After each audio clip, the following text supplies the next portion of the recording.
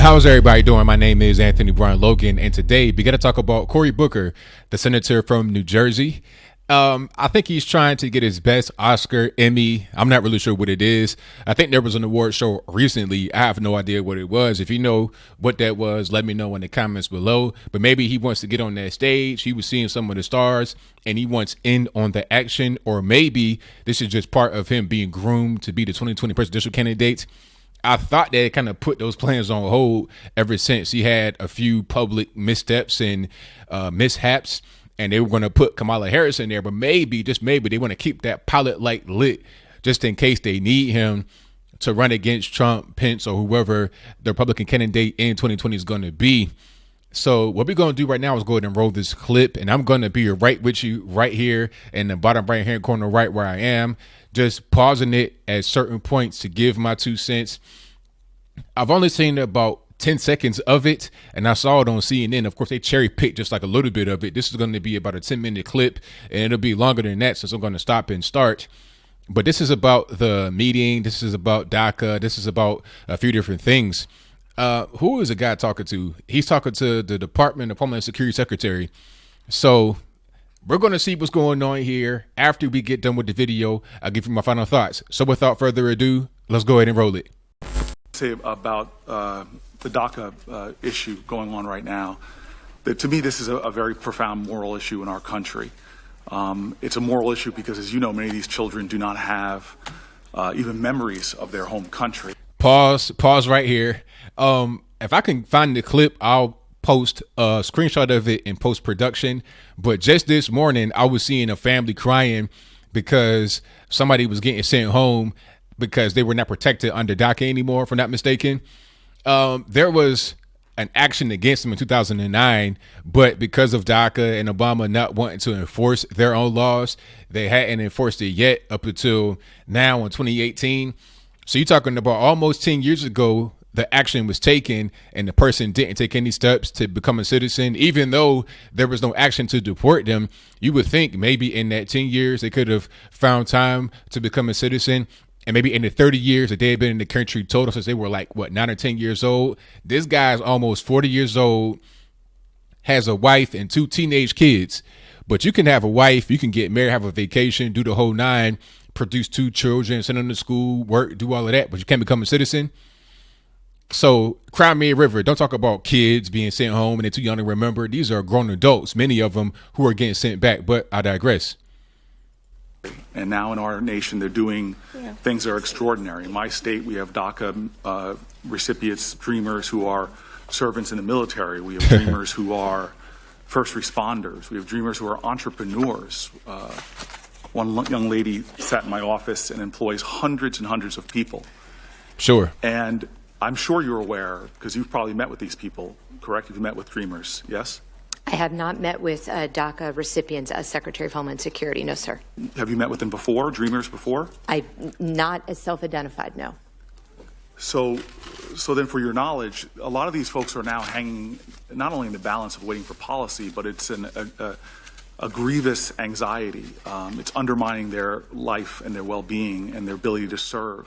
Man, look, I really ain't trying to hear your sob story. At the end of the day, if you're here illegally, you're here illegally. Look, if I break the law, just a regular, everyday normie, an American citizen, I get penalized for that. So why should you be any different? Okay, you were brought here as a child. That's against your will. All right, but if you've been here 20, 30, 40 years and you haven't become a citizen yet, or you haven't gone back to your home country, I mean, what you want me to do? Like, once you become an adult, you could go back if you want to. The dude could have said, you know what, I'm not a citizen, I'm going to go back to my home country. You got your own free will. I mean, just like the guy I was talking about earlier, if you have enough agency to be able to get married and have 2 kids and work, you can't have enough agency to go back home or to become a citizen. I'm not really trying to hear the sob stories. Do things correctly and you won't have these kind of problems of being deported on your back. This moment for them, these weeks and weeks of waiting, on something where 80% of Americans agree, Republicans agree. 80% of Americans. I'm not sure about the 80% of Americans. I mean, I'd love to see some real numbers on that. I'm not really sure what kind of poll he's quoting or if there's a poll at all. He may just make that number up right now on the spot because 80% of Americans, I mean, come on. That we should find a way for these folks to stay in this country. What is happening to them right now is unacceptable treatment. to people who are fellow Americans, but for the documentation. If you're not here legally, you're not here legally. If you're an illegal alien, you're not an American. You're here illegally. That's simple. It's just like if I own a home, right? I live there, my family lives there, and then you have an intruder. That person does not live in my house. They're an intruder. They don't belong to my family. They're not part of my house. They don't pay any rent. They're not there as, they're not there with my permission. They're there on their own volition without my permission. That means that they're an intruder. They're trespassing, and they need to go back to wherever they came from. I want to just turn, though, and you'll have to forgive me, listening to the testimony has changed my line of questioning a bit, because this is very personal to me. I sit here right now because when good white people in this country heard bigotry or hatred, they stood up. Moving into my home community, we were denied housing because of the color of our skin. Oh, boy. And there was white Americans from Bergen County who banded together to fight against racism. What's it got to do with you? You're not an illegal alien, so why are you telling a personal life story? This is him trying to, basically audition to become president in 2020. That's all that it is, because this story is not relevant. To fight against hate speech, to fight against people who had broad brush generalities about people based upon their ethnicity, based upon their origin, based upon their religion. What went on in the White House, what went on in the Oval Office, is profoundly disturbing to me. And I'll tell you this, I heard about it when I was in Puerto Rico, when it happened.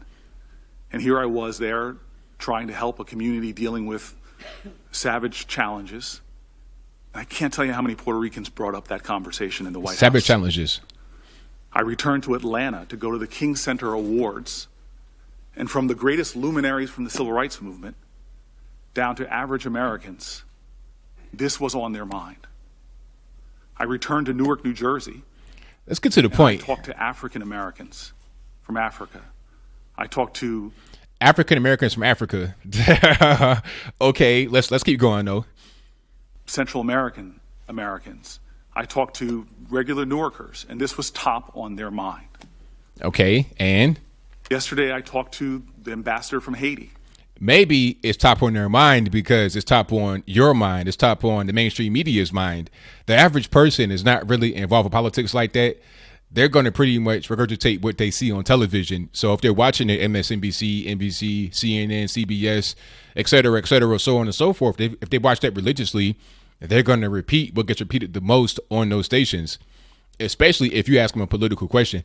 Beyond that, they probably talk about, the football game, the big play, Stephon Diggs and the Vikings, the last minute touchdown when he threw that helmet and praised God. They'll probably think about that the most rather than your political question. And to see all that they're doing as a result of this conversation. Now, I've been in the Oval Office many times, and when the commander-in-chief speaks, I listened. I don't have amnesia on conversations I had in the Oval Office going back months and months and months. And I've had individual meetings with the president, and I've had group conversations where there was, as you said, crosstalk. Look, here's the thing. If you're talking to somebody directly, that's one thing. But if you're in the room and you're overhearing a conversation, you may not hear every word that's said. So what he's referring to is some people that have come out and said that I don't remember Trump saying that. Maybe they weren't talking to Trump. Maybe they were talking to somebody else, or they weren't paying attention to what Trump was saying at a particular point in time. So, they didn't hear what was said, maybe because it didn't get said or because they just weren't listening. And then there was one person who said, I think that might have been Tom Cotton. If I'm wrong about that, let me know in the box. But I think they came out and said that Trump did not say those words. Are you saying the president did not use the word that has been so widely reported? I'm telling you he did not use that word, George, and I'm telling you it's a gross misrepresentation. How many times do you want me to say that? Now, the person who's come out and said that Trump did say it publicly is Dickie Durbin. And this guy's been proven to be a liar by the Obama administration. So it's not even about Republican versus Democrat. This guy's just a liar in general, and he's been proven as such in the past. But I digress. And why is this so important? Why is this so disturbing for me? Why am I, frankly, seething with anger? We have this incredible nation where we have been taught that it does not matter where you're from, it doesn't matter your color, your race, or religion, it's about the content of your character. The Democrats crack me up. I mean, I'm surprised he had the intestinal fortitude to come out and say what he just said, because the Democrats are all about race. They're all about identity. That's their whole platform. Without that, they will have nothing. I mean, you've heard him invoke that all throughout this talk. He invoked his own personal identity, talking about his personal life and how he grew up and moving to New York and all this and that. He talked about the color of those that he was talking to about the situation. That is the Democrats' entire platform, your color, your sexual preference, or whatever. So for him to talk about the content of the character is what matters is laughable. It's about your values and your ideals. Yeah. Right. Okay. And yet we have language that from Dick Durbin to Lindsey Graham, they seem to have. And by the way, Lindsey Graham is kind of like not really trying to say all the way what Trump said or what he didn't say. He's just praising Dickie Durbin for what he said. But Lindsey Graham said the exact same thing in 2013. The people coming across the southern border live in hellholes. They don't like that. They want to come here. Our problem is we can't have everybody in the world who lives in a hellhole coming to America. Mr. Chairman, I had the honor to chair for a few years, co-chair the Mexican-American Interparliamentary. We traveled to Mexico. I think my colleague doesn't mean to suggest that while there's poverty in Mexico in some really poor areas, it's not a hellhole. It has some great things going on in Mexico. And it was the so-called racist Jeff Sessions that had to correct him and say, don't say that. So all of this he's talking about is not even really rooted in reality. It's rooted in the reality of the mainstream media, but an actual walk in everyday reality is just not there. Have a much better recollection of what went on. You're under oath. You and others in that room that suddenly cannot remember. It was Martin Luther King that said, there's nothing in this world more dangerous than sincere ignorance and conscientious stupidity. And so here we are in the United States of America. And we have a history that is beautiful and grand and also ugly. Where from this nation to others, we know what happens when people sit by and are bystanders and say nothing. When Yawn. the Oval Office rhetoric sounds like social engineering, we know from human history the dangers of that. Our greatest heroes in this country. There go Dickie Durbin. What is he saying right there? I want to know what he's saying. And why is he got to say it right now during this situation? Like, because I don't know. It's like, I feel like I'm watching a play. You understand? Because what's going to happen? They're going to talk about, when I say they, I mean the mainstream media, they're going to talk about how passionate Cory Booker was and how much it affected him. I expect Lester Holt to be on the news, 6:30 p.m. Eastern, talking about this and talking about, it's probably going to be the lead story. It probably was crafted to be the lead story. It's like, look, man, news is a little bit slow. Let's get Cory Booker out there. He ain't been out in front of the cameras in a while. Let's see if he still has it, because we need him in 2020 anyway. This is a good opportunity. Do not let a tragedy or some kind of unfortunate event go to waste. And then we're going to have Dickie Durbin on the side having a conversation about nothing. He probably just talking about cookie recipes or what he's going to wear tomorrow for whatever conference he's going to. You know what I'm saying? Suit measurements. They're not talking about anything, but they're going to pan to this so he's able to get some camera time, and so it fills in the spot. I feel like I'm watching television and not reality. Spoke out about people who have convenient amnesia or who are bystanders. King said, a man dies when he refuses to stand up for that which is right. A man dies when he refuses to stand up for justice. A man dies when he refuses to stand. Elie Wiesel says, we must take side. Neutrality helps the oppressor, never the victim. Silence encourages a tormentor, never the tormented. Gandhi said, silence becomes cowardice. Cowardice. Wasn't Gandhi a big-time racist who didn't like black people? I mean, that's just what I heard. Maybe I'm wrong about that, but Cory Booker want to talk about racism, all this, that, and the third, and how he was treated when he came into Newark, New Jersey, as one of the only black families. I wonder how Mahatma Gandhi would treat him, but I digress. When the occasion demands speaking out like Lindsey Graham did, and acting accordingly. This idea that the commander-in-chief of this country could, with broad brushes, talk about certain nations and thus cast a shadow over the millions of Americans who are from those communities. And that you could even say in your testimony the Norwegians were preferenced by him because they're so hardworking. I did. Excuse me, let me finish. Happy to. I mean, come on, let's not act like we don't know what's going on. Even the liberals, they pick and choose when they want to talk about countries in a positive way. Like, they'll be the ones that say, oh, well, Norway has this metric over the U.S., that metric over the U.S., that metric over the U.S. They have paid vacation, maternity leave, they have gender equality, they have environmental protections, they have no gun violence, they have high gun control. They'll say all those things about Norway, Sweden, Denmark, Portugal, Spain, UK, France, all these European countries, right? But they never say that about black countries. They'll never say, oh, go to Haiti because it has this, this, and this, and this. They'll never say that. And Trump allegedly agrees with them that Norway is a good country and we should get more of their people. All of a sudden, he's a racist, but they're not racist when they use those countries to show how the U.S. could be. You know, we're not really doing good right now in the world. If we were just like these 98% white European places, we'd be a better country as a result. It's funny. And I'm pretty sure that I think her name is Kirstjen Nielsen. If I'm wrong about that, let me know in the box. I think she's Nordic, and that might be kind of a personal kind of jab towards her. I don't really know. I'm just throwing it out there. Let me just draw a connection of why that matters. I'm sure you remember the 6 words from our president, the 6 words that he said to Charleston, Virginia last summer. Uh-oh, here we go. People marching with tiki torches and hate, when he said there are very fine people on both sides. Very fine people on both sides. Okay, I think he was trying to find what the words were in his little prepared statement. So he was kind of like, just filling some air. Before he continues with what he's talking about here, I just want to explain that there are good folks on both sides. There were good folks on both sides. Yes, there were.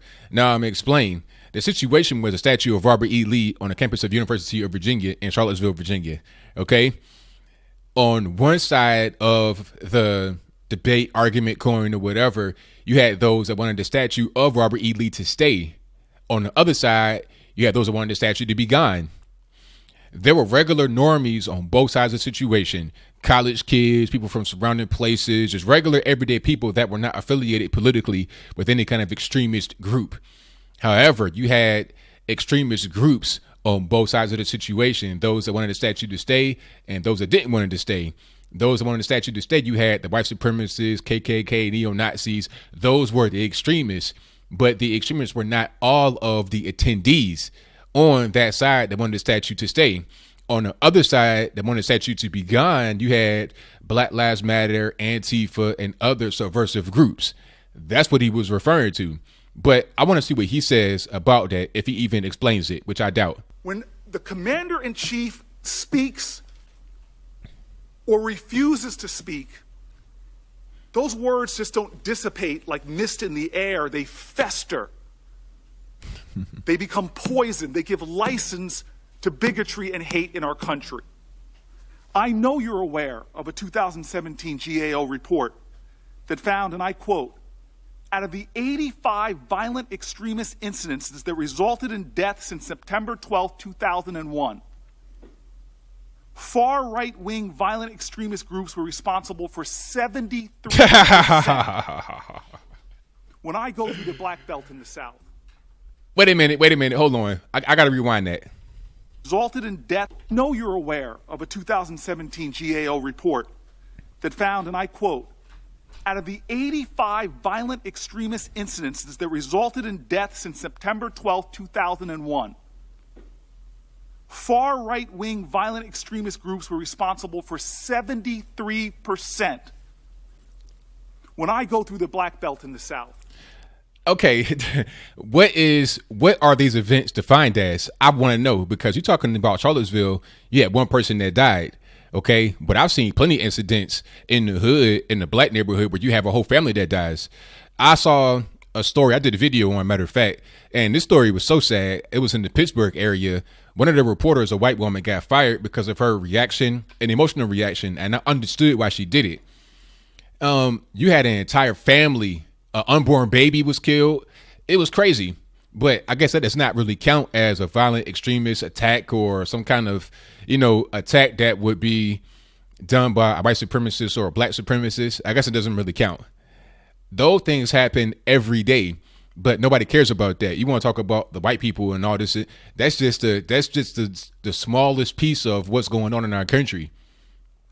I mean, it's dumb, but that's why I'm here, because I got to just give the truth to the people, because this guy will not tell the truth. He'll give a homogenized version, a watered down version of what's really going on to fit his narrative, to fit into what he's trying to do, which is to become the president in 2020.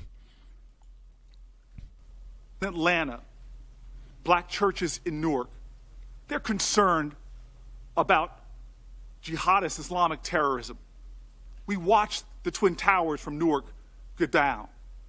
But since 9/11, 85 violent incidents, 73% were with people that hold bigoted, hateful ideas about minorities. Oh, please, shut up. Shut up. Why don't you just shut up? Like, come on, man. Like, really? I mean, let's just pause for a moment before we even get to him finishing.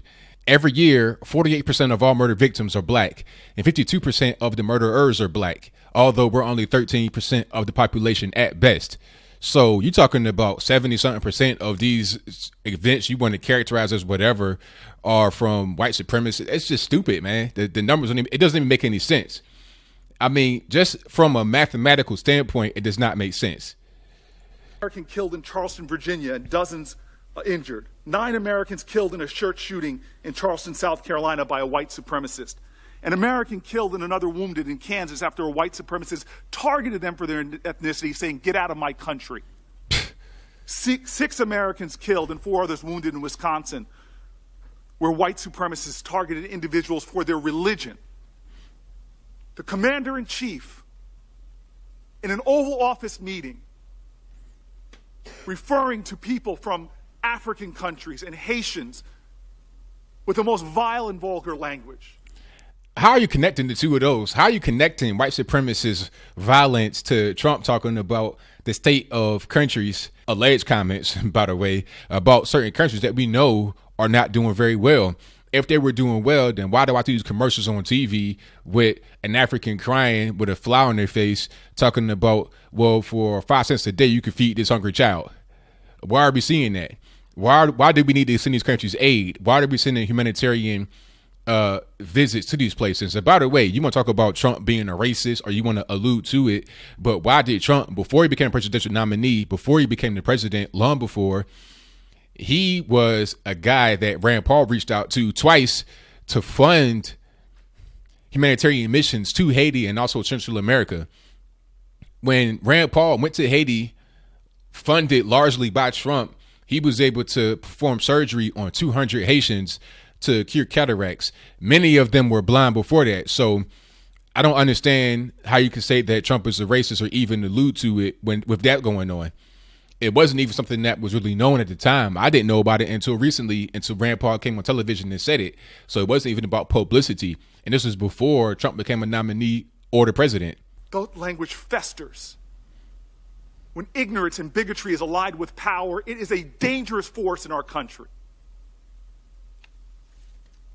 Your silence and your amnesia is complicity.